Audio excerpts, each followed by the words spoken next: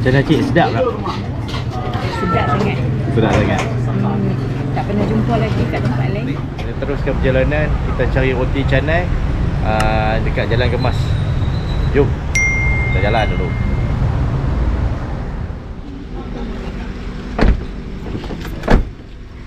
Kenapa? Aku berada dekat Gemas.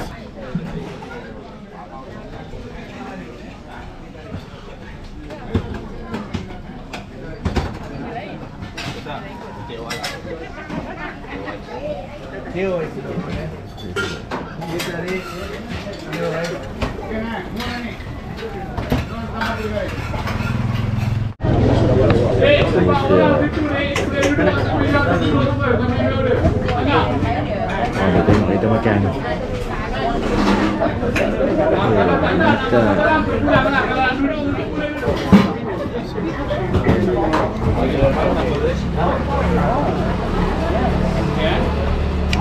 campur bawang ni. Ada daging, sudah daging.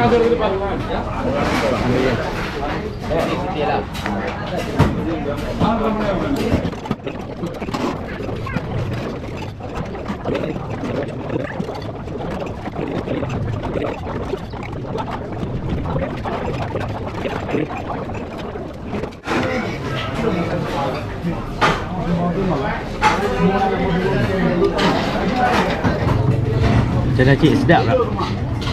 Sedap sangat. Sedap sangat. Tak pernah jumpa lagi kat tempat lain. Kat sini okey lah, sedap. Roti canai ada telur, ada cheese, cheese, ada lepas daging. tu dia punya kuah tak sama macam tempat lain, sedap. Roti canai, telur, cheese, bawang, daging seketui.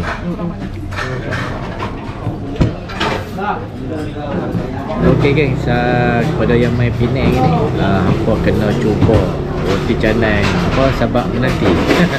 Sabak Menanti dekat Gemas Road, memang sedap. Aku ambil roti canai special daging, yang biar wife aku bawa roti canai special daging, dan kami bungkus 8 biji. Balik pergi hotel. Memang orang kata roti canai yang agak special lah. Sebab dalam roti canai special daging tu dia ada daging, dia ada roti canai, dia ada debut cheese kan tadi kan. Debut cheese cukup taruh atasnya. Memang mantap ya.